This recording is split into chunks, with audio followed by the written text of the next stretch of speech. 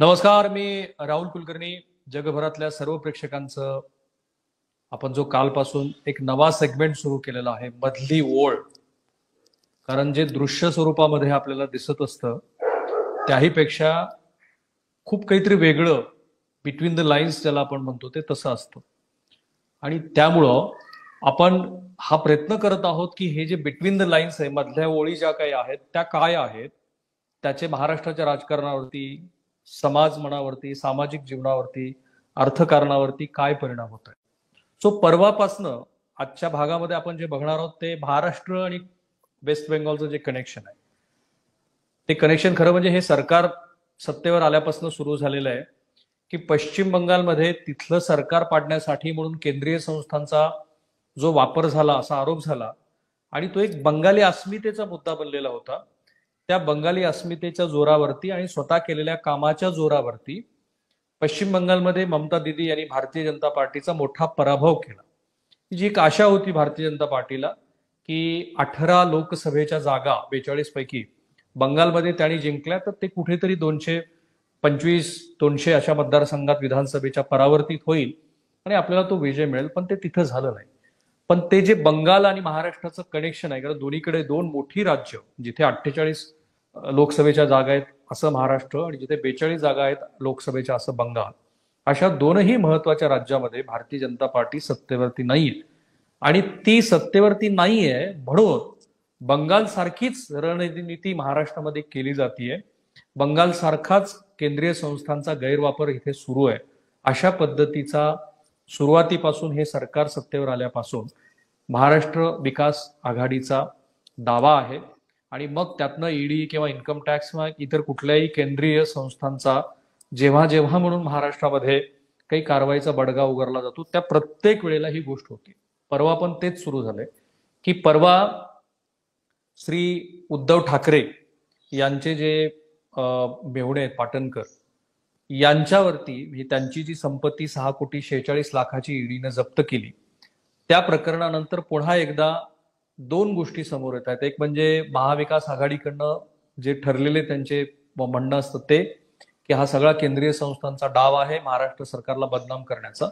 पण यातनं दुसरं जे कनेक्शन समोर आलंय ते फार इंटरेस्टिंग आहे आणि ते जे काय आहे ते बिटवीन द लाईन्स मधनं आपण समजून घेऊ. श्री किरीट सोमय्या यांनी जी पत्रकार परिषद घेतली आणि 2017 पासून जे केंद्रीय संस्था ज्या व्यक्तीचा शोध घेत आहेत त्या व्यक्तीचं नाव आहे नंदकिशोर चतुर्वेदी. हा जो नंदकिशोर चतुर्वेदी आहे याचं नाव या प्रकरणामध्ये आता अधिक प्रकर्षाने समोर यायला लागलेलं आहे.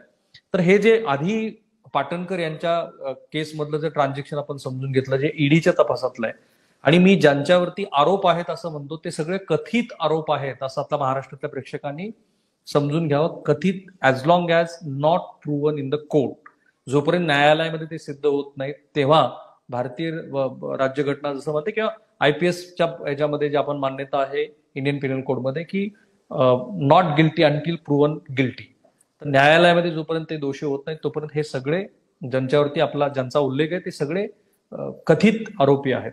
सो पाटणकर यांच्या अकाउंटवरती जे पैसे 20 कोटी रुपये आले ते कसे आले, तर तो जो जयप्रकाश मेहता आहे त्यानं डिमॉनिटायझेशन मध्ये एक व्यवहार केला, कोणाला तरी सोनं विकलं, त्यातून ते पैसे नंदकिशोर चतुर्वेदीच्या खात्यावरती गेले आणि ते पैसे पाटणकर यांच्या अकाउंटवरती गेले, ज्यातनं श्री साई प्रायव्हेट लिमिटेड बिल्डर्सनी ती जी काही त्यांची प्रॉपर्टी होती ती उभा केली, जी ईडीने अटॅच केली. पण याच्यामध्ये इंटरेस्टिंग कनेक्शन येतं ते बंगालचं कनेक्शन असं येतं की हा जो नंदकिशोर चतुर्वेदी आहे तो उत्तर प्रदेशमधल्या मथुरेचा रहिवासी आहे. हा व्यवसायाने सीए होता, पण नंतर हा हवाला रॅकेट चालवणारा एक मोठा व्यक्ती आहे असं समोर आलं. या व्यक्तीच्या पश्चिम बंगालमधून कोलकात्यामधून ऑपरेट होत असलेल्या थोड्या नव्हे 150 शेल कंपन्या, 150 शेल कंपन्या. आता ह्या ज्या 150 शेल कंपन्या आहेत ज्यापैकी एका कंपनीचा उल्लेख ह्या ईडीच्या ऑपरेशन मध्ये आलेला आहे. त्या ठिकाणी आता आमचे कोलकात्याचे माझे सहकारी, तिथले आमचं जे मदर ऑर्गनायझेशन आहे तिथले आमचे एक सहकारी तिथे गेलेले आहेत की जे नंदकिशोर चतुर्वेदी यांनी स्वतःची कंपनी ज्या ऍड्रेसवरती रजिस्टर्ड केलेली आहे त्या ठिकाणी ते आहेत. तर आपण आता तिथे जाऊन बघूया की हे जे ऍड्रेस केलेलं ऑफिस आहे की ज्या ऑफिसमधनं हा सगळा व्यवहार झाला असं म्हणतात त्याची आता ती स्थिती काय, आणि नंतर मग आपण हे महाराष्ट्र आणि बंगालचं कनेक्शन एक्सप्लोर करू. कोलकात्यात जाऊया. महाराष्ट्र के मुख्यमंत्री उद्धव ठाकरे के साले श्रीधर पटनाकर की कंपनीज की जांच तमाम एजेंसियां, ईडी समेत तमाम एजेंसियां कर रही हैं और जांच के दौरान एक हवाला ऑपरेटर का नाम सामने आता है, नंद किशोर चतुर्वेदी. और नंद किशोर चतुर्वेदी से जो कंपनीज के नाम मिले उनमें से 4 कंपनी कोलकाता में हैं. कोलकाता के रविंद्र सरणी, हम रविंद्र सरणी में उस कंपनी के दफ्तर के सामने खड़े हैं जिस दफ्तर का नाम और एड्रेस मिला था केंद्रीय एजेंसियों को. 149 नंबर कमरा है, 205 नंबर रविंद्र सरणी, Arindam Shekhar garments marketing private limited का दफ्तर यहाँ होना था. लेकिन इस कंपनी और इस एड्रेस पे आके हमने पाया कि इस एड्रेस पे किसी भी तरह का कोई गारमेंट्स ऑफिस नहीं है. यहाँ सिर्फ सीसीटीवी का काम होता है और यहाँ के मालिक नीरज कुमार पांडे हैं. नीरज कुमार पांडे से हमने बात की. उनका कहना है कि 2 साल पहले उन्होंने किसी मुंद्रा नाम के व्यक्ति से ये ऑफिस खरीदा था. ऐसे ही 3 ऑफिस लाल बाजार स्ट्रीट में पाए गए थे. 3 कंपनी जिनका Humsafar dealers private limited, green water resort private limited और silver sand beach private limited, 9B Lal बाजार स्ट्रीट. वहां भी हम गए थे और वहां भी इस पते पर ऐसी कोई कंपनी रजिस्टर्ड नहीं है. तो कुल मिलाकर कोलकाता के जो 4 कंपनी जहां से हवाला ऑपरेटर की कंपनी होने का संदेह था और जांच एजेंसियों को पता चला था कि यहाँ नंद किशोर चतुर्वेदी की कई कंपनियां हैं. और तुम्ही हे बघितलं की कोलकात्यामध्ये ज्या ठिकाणी नंदकिशोर चतुर्वेदी यांची जी कंपनी आहे, जी शेल कंपनी आहे, जी श्री उद्धव ठाकरे यांच्या मिळवण्याच्या संदर्भात ज्या कंपनीचा उल्लेख आलेला, तिचं कुठलंही ऑफिस तिथं अस्तित्वात नाही. कोलकाता हे भारतातलं सर्वात मोठं टॅक्स हेवन आहे. जसा पनामा पेपर्स होता, जसे असे काही देश आहेत, जसा स्विस बँक आहे, तसं कोलकाता हे भारतातलं शेल कंपन्यांचं माहेरघर आहे. थोडक्या नव्हे, 30,000 कंपन्या ह्या एकट्या कोलकातामध्ये रजिस्टर्ड झालेल्या आहेत, ज्या पूर्णपणे ह्या शेल कंपन्या आहेत. आणि महाराष्ट्रातल्या राजकारण्यांचे या शेल कंपन्यांची ईडीच्या तपासामध्ये वेळोवेळी उल्लेख आलेला आहे. ते सगळं बघण्याच्या आधी मुळामध्ये शेल कंपन्या काय आहेत, त्या कशा ऑपरेट होतात, हेही थोडक्यात समजून घेऊ. शेल कंपन्या म्हणजे काय? अशी कंपनी की जी अस्तित्वात नाहीये, अशी कंपनी की जी कंपनी ऑफ रजिस्टर्डला रजिस्टर्ड झालेली आहे, पण त्या कंपनीचे डायरेक्टर कोण आहेत ते असतील तर ते असे असतील की जे कुणीतरी शिपाई आहे, कुणीतरी क्लर्क आहे, कुणीतरी ड्रायव्हर आहे, की ज्यांना काही हजार रुपयामध्ये पगार मिळत आहेत आणि त्यांच्या नावावरती प्रत्यक्षामध्ये करोडो रुपयाचे ट्रान्झॅक्शन केले जातात.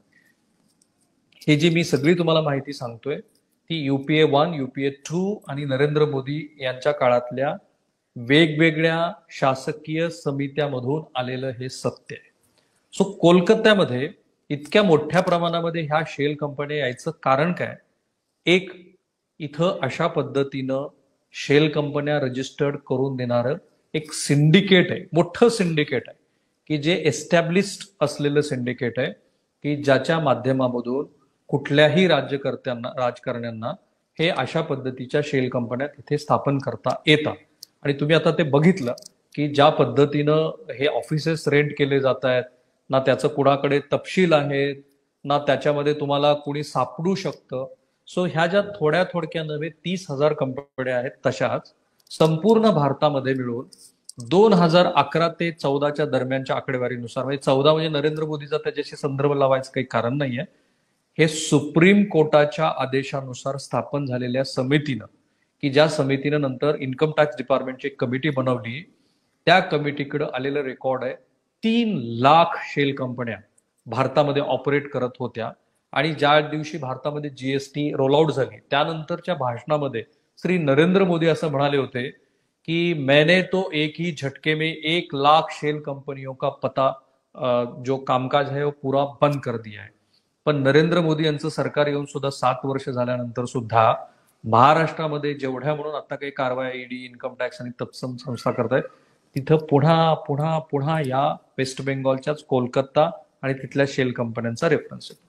आणखी थोडीशी आम्ही खोदकाम करून बघितलं, कारण आपला हा जो मधल्या ओळीचा मतितार्थच असा आहे की हे सगळं जे काही घडतंय, दरवेळेला आपण पॉलिटिकलच करू असं नाही, पण जे काही घडतंय ते कसं घडतंय हेही समजून घेऊ. एक, कोलकाता हे टॅक्स हेवन असण्याचं कारण म्हणजे इथे सिंडिकेट जे वेल एस्टॅब्लिश आहे ते आहे.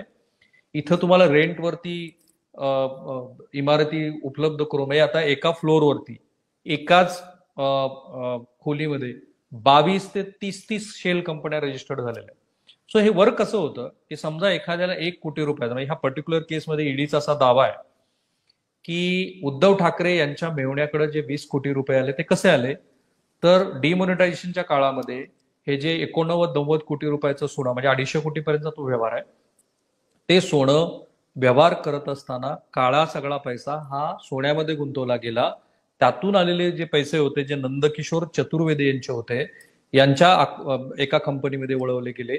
नंदकिशोर चतुर्वेदी यांची ती कंपनी की जी मूलतः रश्मी ठाकरे आणि उद्धव ठाकरे यांचे सुपुत्र आणि महाराष्ट्र राज्याचे पर्यावरण मंत्री आदित्य ठाकरे यांच्या भागीदारीतनं एस्टॅब्लिश झालेली होती.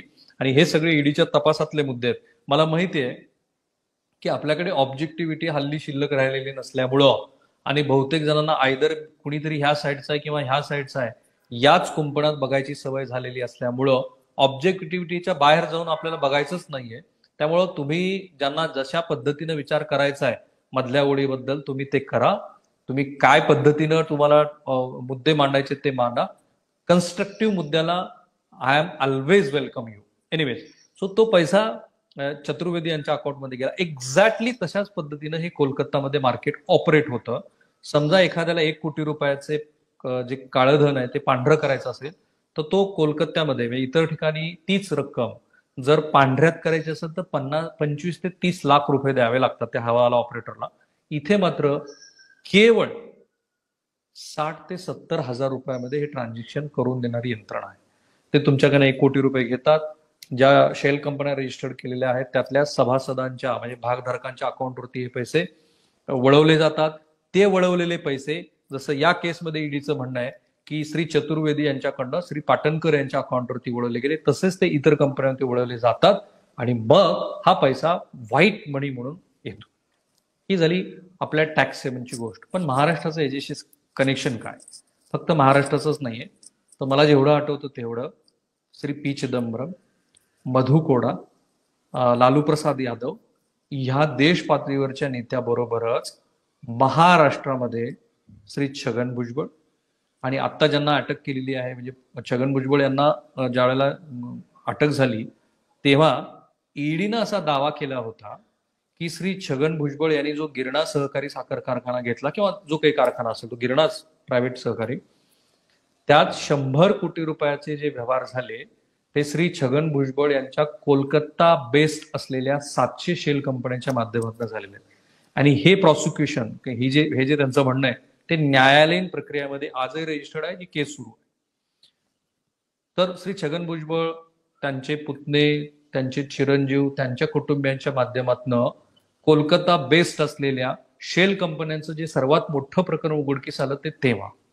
त्यानंतर दुसऱ्यांदा जे उघडकीस आलंय प्रकरण ते श्री अनिल देशमुख यांच्या माध्यमातून त्यांच्या नातलगाच्या, म्हणजे आता मला थोडा कागदी बघावं लागेल, श्री अनिल देशमुख यांच्या जे अनिल देशमुख कुटुंबियांच्या 13 आणि त्यांच्या जवळच्या नातलगांच्या 14 शेल कंपन्या.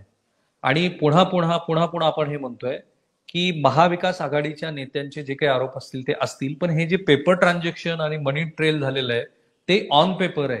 आणि ते ऑन पेपर असल्यामुळं श्री अनिल देशमुख यांना सुद्धा न्यायालयानं जामीन दिलेला नाही.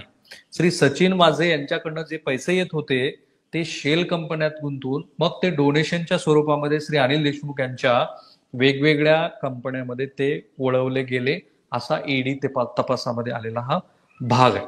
सो हे जे महाराष्ट्राचं कनेक्शन आहे जे नव्याने एस्टॅब्लिश होताना आपल्याला दिसतंय ते हेच आहे की ह्या ज्या शेल कंपन्या आहेत त्या शेल कंपन्यांच्या माध्यमातून श्री पाटणकर यांच्याही खात्यावरती अशा पद्धतीनं हे पैसे आलेले. प्रश्न असा आहे की ह्या ज्या शेल कंपन्या आहेत किंवा ह्याच्या माध्यमातून जी पॅरलल इकॉनॉमी चालते ती पॅरलल इकॉनॉमी आपण आत्ता तरी थांबवू शकलेलो आहोत का? कारण याच्यामध्ये आजी, माजी मुख्यमंत्री, अनेक केंद्रीय मंत्री आणि आत्ता तर महाराष्ट्राच्या मर्यादेमध्ये ज्यांच्यावरती आरोप होत आहेत त्या सगळ्यांचे बहुतेक जणांचं जे कनेक्शन निघतंय ते कोलकाता बेस्ड असलेल्या शेल कंपन्यावरून निघतंय. अनेक जण असा प्रश्न करतायत की याच्यामध्ये भारतीय जनता पार्टीच्या नेत्यांच्या शेल कंपन्या नाही आहेत का? असतील. त्याच्या ज्या वेळेला तक्रारी येतील आणि ते जेव्हा रेकॉर्डवरती येईल त्यावेळेला आपण जरूर याही मुद्द्यावरती हे जे काही शेल कंपन्यांचं नेटवर्क आहे ते समजून घेण्याचा प्रयत्न करू आणि ते तुम्हाला समजूनही देऊ. आपला प्रयत्न आहे कमी वेळेमध्ये हे जे बिटवीन द लाईन्स आहेत, मधल्या ओळी आहेत, त्या ओळी समजून घ्यायच्या आणि त्या महाराष्ट्राच्या प्रेक्षकापर्यंत रोज पोहोचवायच्या. महाराष्ट्रामध्ये रोज नवनवीन घडामोडी होत आहेत. आत्ताच थोड्या वेळापूर्वी श्री देवेंद्र फडणवीस यांनी सभागृहामध्ये बोलत असताना गृह विभागातल्या कारभारावरती टिप्पणी केली, अनेक पुरावे दिले.